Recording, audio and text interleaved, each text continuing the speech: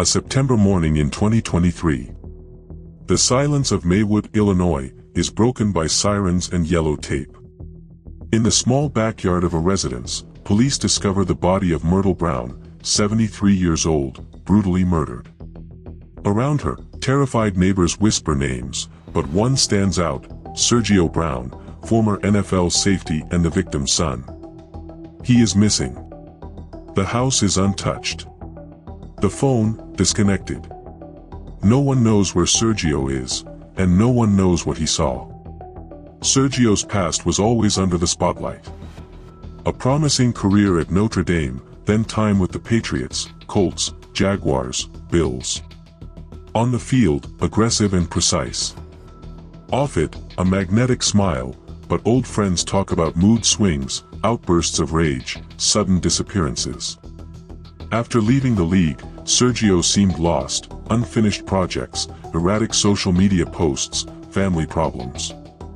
The athlete's shine gave way to a fragmented man, difficult to decipher.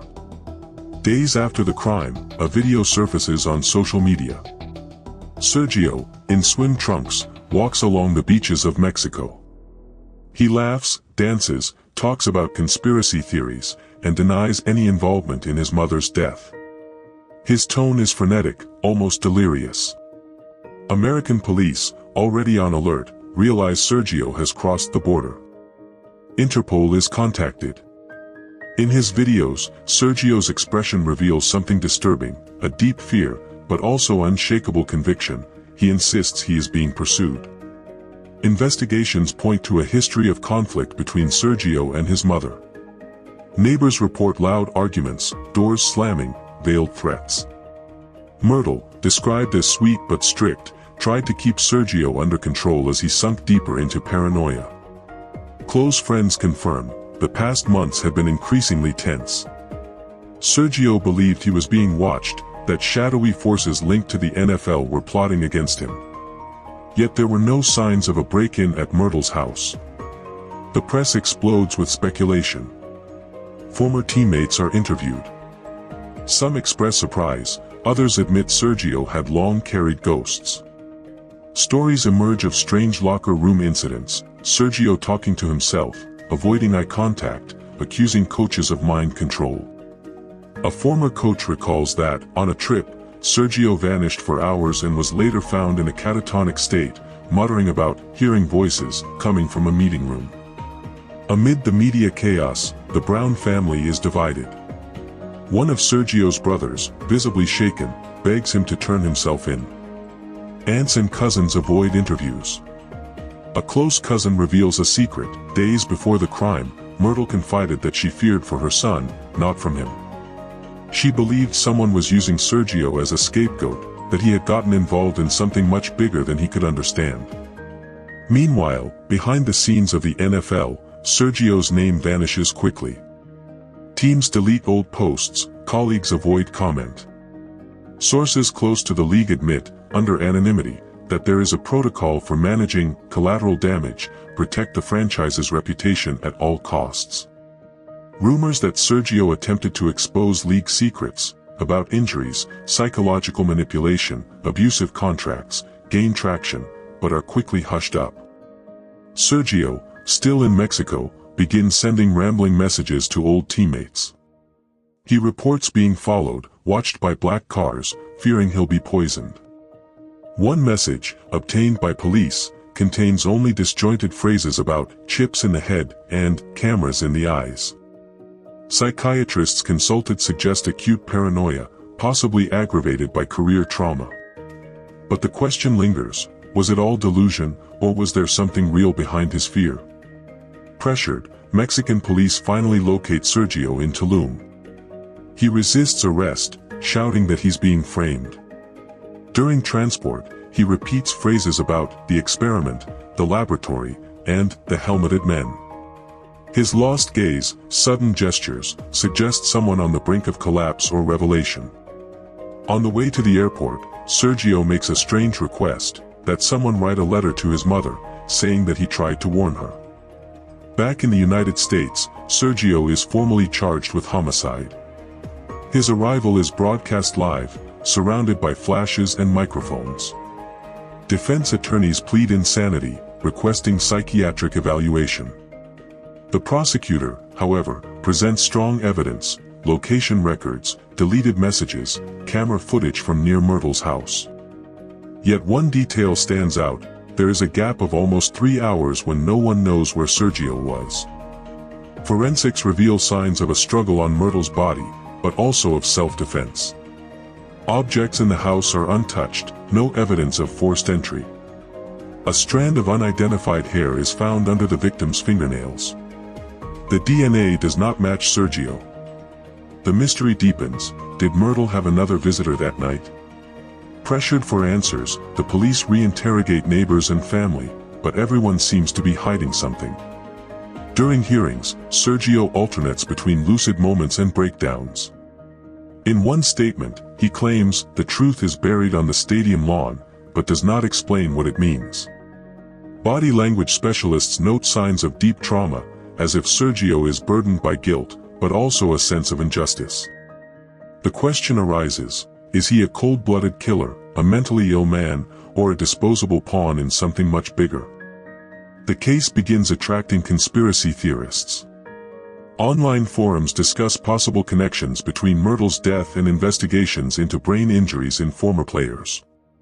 Leaked documents suggest Myrtle tried to take legal action against the NFL months before she died, seeking compensation for Sergio's suffering.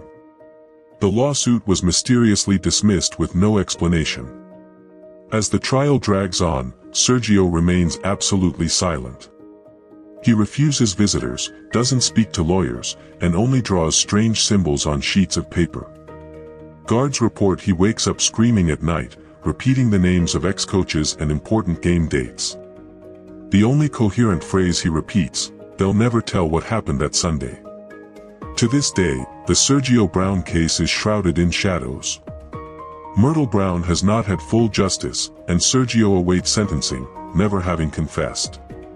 The NFL remains silent, keeping all mention of the former player at a distance. For some, Sergio is just another tragic statistic from American football. For others, he is the tip of an iceberg of secrets, manipulation, and pain that the league is determined to bury at all costs. Of course, Peterson. Here's your entire text translated into English, with paragraphs properly preserved. What makes a man disappear right after the brutal death of his own mother? What happens in the mind of someone who was once cheered in stadiums and, suddenly, becomes a name whispered with fear and suspicion? The silence of the authorities. The disappearance of evidence. A former NFL player, lost between borders, appearing in videos that seem more like delirium than explanations. The press goes quiet, the league erases traces, and the truth hides behind locked doors. In Maywood, fear has a name. And now, everyone is left wondering, how far does the secret that no one wants to reveal really go? Sergio Brown was born on May 22, 1988, in the suburb of Maywood, Illinois. From a young age, he showed an uncommon talent for football, standing out as a safety at Proviso East High School, where his speed and courage caught the attention of college scouts. In 2006, he earned a scholarship to play for the University of Notre Dame, becoming a symbol of overcoming obstacles among classmates and teachers. On the field, he was intense, known both for his contagious energy and his almost supernatural instinct to anticipate opponents' plays. In 2010, even though he was undrafted, Sergio signed with the New England Patriots. There, he enjoyed moments of glory, a decisive interception against the Miami Dolphins, iconic tackles on special teams, and the respect of veterans like Devin McCourty and Matthew Slater. In 2012, he moved to the Indianapolis Colts, establishing himself as a starter and a key part of the defense, especially in the 2014 season when he helped lead the team to the playoffs.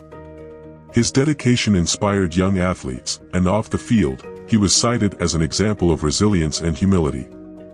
However, beyond the statistics and applause, Sergio always seemed to be searching for something beyond the end zone. Colleagues noticed moments of deep introspection, impulsive actions, and disconnected comments about the world of football. Some said that after each injury, he returned different, more intense, more restless. When he ended his NFL journey in 2016, after brief stints with the Jacksonville Jaguars and Buffalo Bills, his career seemed to have been marked as much by achievements as by silent shadows. Charismatic, intelligent, admired by many, Sergio Brown was, at first glance, the picture of American success. But there was something in his gaze, a restlessness hard to define, as if the lines of the field had never been enough to contain his inner demons. Time would show that, behind the achievements and smiles, there were invisible cracks, and that in his journey, something essential had never been in the right place.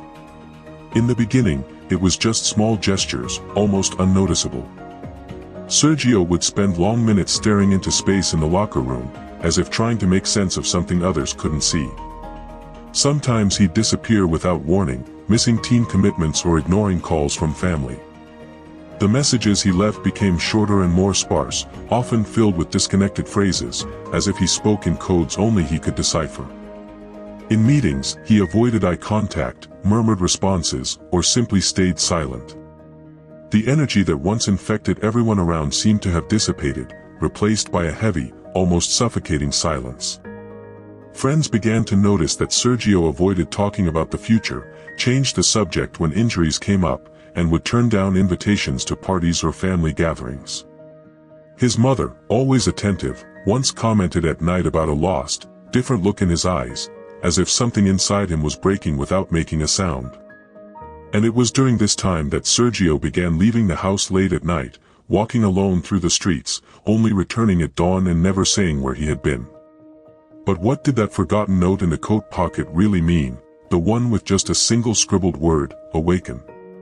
It was a cold, sunless morning when a neighbor, Mrs. Evelyn, went out to water the plants in her side yard, never imagining that her routine would be interrupted forever. She noticed a strange, heavy smell coming from the neighboring yard. Hesitantly, she approached the fence and saw, among the crushed leaves and disturbed earth, the outline of a body partially covered by an old sheet. Evelyn's scream echoed down the street, shattering the silence and drawing neighbors who were all in disbelief at the horror before their eyes. Myrtle Brown, always smiling and welcoming, now lay motionless, her gray hair stained and her gaze forever faded. The yard, once the scene of small parties and games, had become the stage for something unimaginable. When the first police officers arrived, Sergio was nowhere to be found. Relatives, incredulous, kept repeating to themselves that it couldn't be real. Cries of denial mixed with desperate sobs. One of Sergio's brothers, kneeling by the fence, hugged one of their mother's old pillows to his chest, quietly repeating, "This can't be happening." The police cordoned off the area, but a sense of panic and unreality overwhelmed everyone. Myrtle's phone, left on the windowsill, displayed one final unread message, "Mom, please answer me." The tragedy tore daily life to shreds, and suspicion quickly fell on Sergio, missing since the previous night. But nothing seemed to fit quite right. The sheet, the strange silence of the house, the enigmatic note with the word "awaken," later found among Sergio's belongings. Even faced with the body, something felt out of place, as if there was a hidden piece in the puzzle. The police tried to explain, the neighborhood retreated in fear, but the mystery only deepened. After Myrtle's murder, the silence that enveloped the Brown home spread to the media, the neighborhood, and even the family itself. Days passed with no news of Sergio, until suddenly, he re-emerged on social media. The videos he posted were disjointed, filmed on Mexican beaches, with jumbled sentences and smiles that didn't match the gravity of the situation.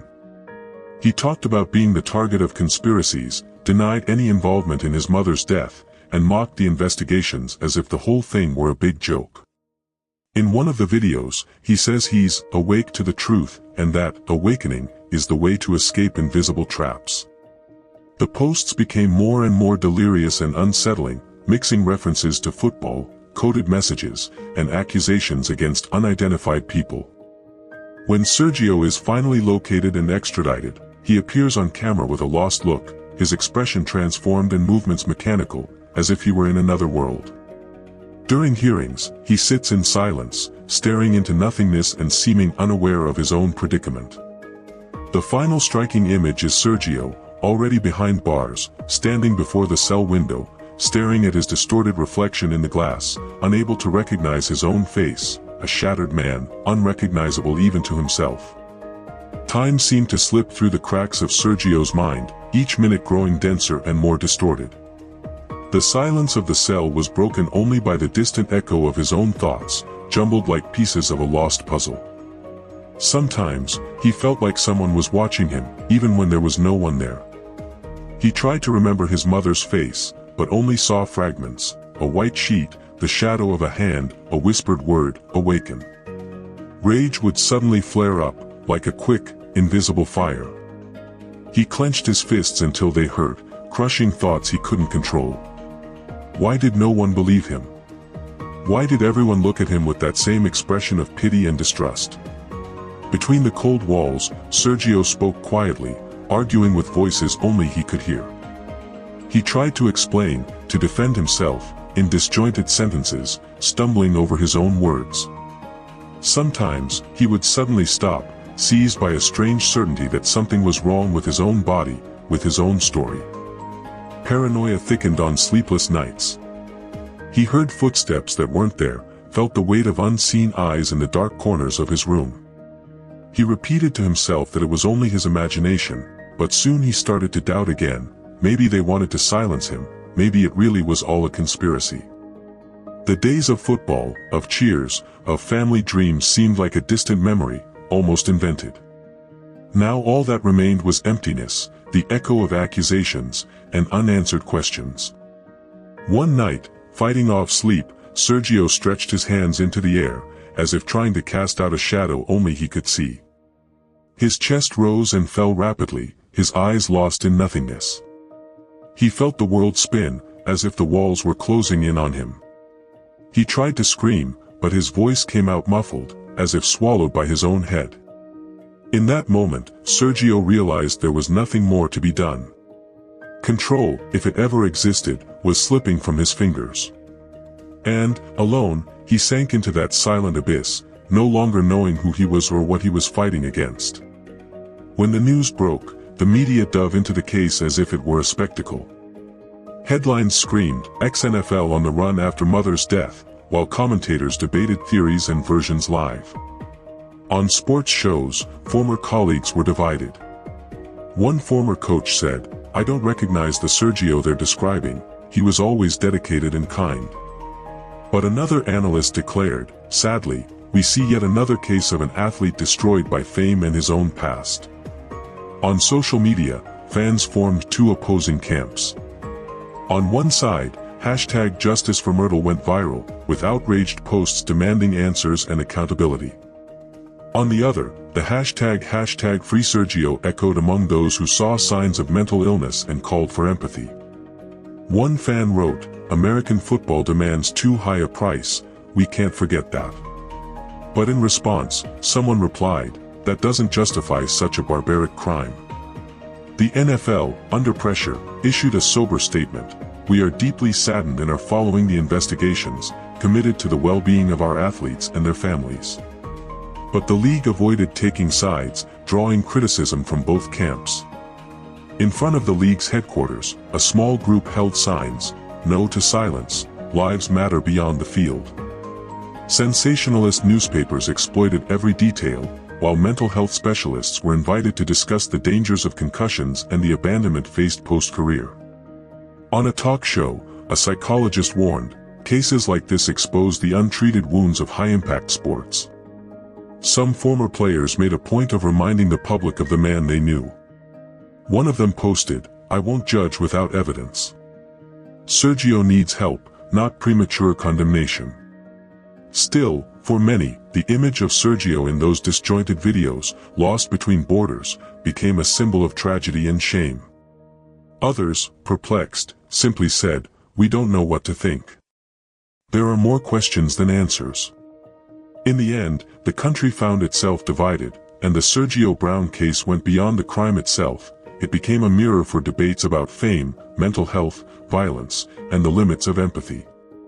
Amidst the noise, one phrase spread: "No one comes out unscathed when the hero falls." On the morning of a gray Friday, the police knocked at the Browns' door.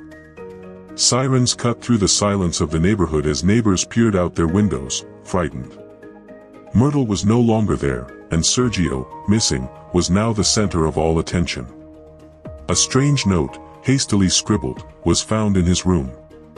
The authorities tried to reach him, but the phone remained off. Hours later, news came that Sergio had been seen crossing the border into Mexico. Security camera footage showed his hurried silhouette at a bus terminal. The world watched, perplexed, as disjointed videos began to appear on social media. Sergio appeared confused, denying involvement, talking about conspiracies and suspicions. The tension grew. The Maywood Police Department issued an international wanted alert. There was no turning back. By late afternoon, the news everyone feared arrived. Sergio Brown was formally charged with homicide. The case, which was already tragic, had just taken on definitive and irreversible contours. After being extradited and formally charged with homicide, Sergio Brown was brought before the authorities and the press. Everyone expected a statement, a confession, at least a gesture indicating remorse, denial, or clarity. But Sergio remained silent. Not a word, not a lingering glance, just a closed face, downcast eyes, contained breathing. Lawyers spoke on his behalf, citing his emotional and psychological state, but no response came from him. Not in hearings, not before the cameras, not even in the rare permitted conversations with family members. Sergio's silence began to weigh more than any accusation. The emptiness of his words created a disturbing echo. Was he silent because he was guilty? Or was silence the last refuge of someone who no longer knew how to defend himself? The absence of answers increased the uncertainty. In the newspapers, specialists debated the confusion of the earlier videos, the signs of instability, the gaps in time and space. Friends remembered the smiling Sergio, the teammate, but also the isolation and fear that grew after his career ended. The family was divided between pain, shame, and compassion. The public, once passionate, now hesitated, justice or mercy. The silence became unbearable, as if each second without an explanation brought another crack in everyone's trust. But what if Sergio simply couldn't speak? What if, between trauma, illness, and the weight of everything he'd lived through, silence was the only possible answer? What if everything we know is only half the story? In the end, in front of a packed courtroom, a nation paying attention, and eyes hungry for the truth, one question remains that no one is able to dismiss. What if he is telling the truth? Despite all the investigation, every detail exposed in the news, and every expert analysis, there are questions that have never been answered. Much has been said about the confused videos Sergio posted from Mexico, but no one really knows what was recorded between one video and the next. One of them, perhaps the most important, simply disappeared. Authorities confirmed the existence of a partially recovered file, but its content remains incomplete, as if someone wanted to erase not just the images but also the possibility of a definitive explanation. Sergio's look, during the few minutes he appeared before the cameras after extradition, was neither arrogant nor regretful. It was an empty, silent gaze, as if he were searching for something or someone in the void of the courtroom. For many, it was the look of a guilty man, for others, of someone crushed by an unspeakable secret. Near Myrtle's body, in the yard, a note was found. But in Sergio's room, there was another letter, addressed to someone who has never been identified. It was never delivered, never reached its recipient. Its content was kept secret by the authorities, fueling even more theories. Was it a cry for help? A confession? Or just the outpouring of a man on the edge of the abyss? In the end, even with all the pieces seemingly in place, the videos, the digital traces, the escape, the injuries, and the history of suffering, an inexplicable emptiness remains. Something that doesn't fit, something that defies the easy logic of the headlines. What if everything we know is wrong? What if we're looking at it all the wrong way? Imagine for a moment that Sergio Brown never acted alone. Behind the scenes of his meteoric rise and abrupt fall, perhaps there was someone pulling his strings, watching from afar every step he took since the end of his career. The enigmatic note in his room, the letter never delivered, the disjointed videos posted and then mysteriously erased. All of it could be the trace of a carefully set trap. Someone close to him, perhaps a family member or a resentful former business partner, could have taken advantage of Sergio's deteriorating mental health, planting clues, distorting his perception of reality, and leading him into total isolation. Myrtle, unfortunately, would have been an obstacle on this manipulator's path, paying the price for trying to protect her son. But what if the scenario is even darker, and Sergio himself was fighting internal demons no one ever suspected? After years of brutal collisions on NFL fields, Sergio's brain may have become a silent battleground, corroded by invisible injuries. Paranoia, distrust, episodes of confusion and rage, these are classic symptoms of chronic traumatic encephalopathy, a diagnosis that haunts many former players. In this case, the tragedy would be the devastating result of a fragmented mind, incapable of distinguishing reality from delusion. The note, the videos, the disappearance, all would amount to cries for help from a man trapped inside his own mind, never having received proper treatment. In the end, there is also the possibility that the failures lie well beyond the walls of the Brown household. What if the investigation neglected essential evidence, guided by public pressure and the desire for a quick closure? The missing crucial video, the letter kept secret, the overlooked digital traces, signs of a rushed inquiry or even of ulterior motives to silence uncomfortable truths. Perhaps Sergio fled not out of guilt, but of fear of being condemned with no chance to defend himself, knowing the official narrative was written before he was even heard. In the face of these scenarios, the question remains, which of these versions do you believe comes closest to the truth? What remains of a man when all the spotlights go out? Sergio Brown was once applauded by crowds, a symbol of strength and overcoming adversity on NFL fields. But behind the helmet, there was always a profound silence, a void that the cheers could never fill. When injuries ended his career, it wasn't just his body that felt the impact. It was as if a piece of his soul had been ripped away. The routine, the purpose, the identity, all collapsed at once. In the isolation that followed, Sergio became lost in thoughts only he knew. The fame, which seemed like shelter, turned out to be a barrier. Friendships drifted away, smiles became increasingly rare. Even those who remained close could not touch the true weight of his pain. With each passing day, the sensation of not belonging grew, and the ghosts of the past became constant companions. Fear, guilt, longing for his mother, all mixed together in a whirlwind of confused and intense emotions. The collapse wasn't just public. It was private, silent, and devastating. In the disjointed videos, the letters never sent, the lost stares captured by cameras, there are signs of a man at war with himself, trying to hold on to the last remnants of his humanity. The pride, the hope, the confidence, all were being eroded, little by little. Amid accusations, judgments, and theories, it's easy to forget that, before any headline, there is someone trying to understand his own pain. Sergio's fall is not just that of an athlete.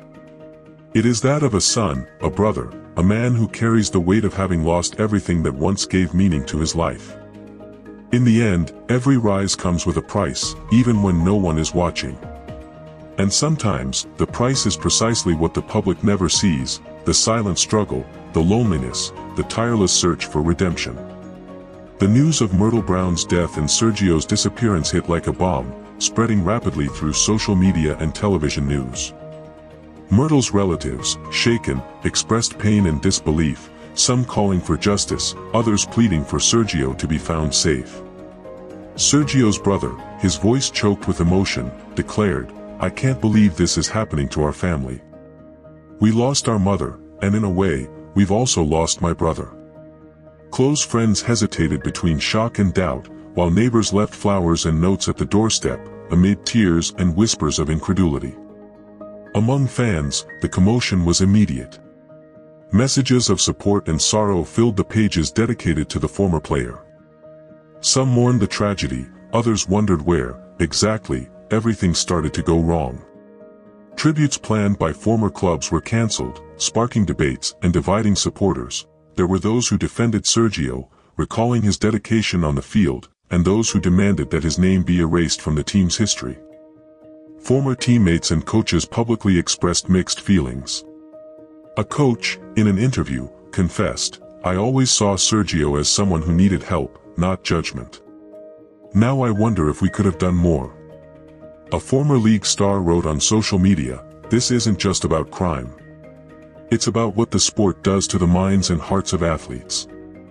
Other ex-players, fearing repercussions, preferred silence, while support groups for retired athletes received new reports of suffering and abandonment.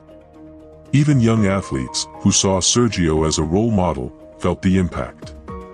Schools suspended tributes, physical education teachers debated whether or not to use his name as an example.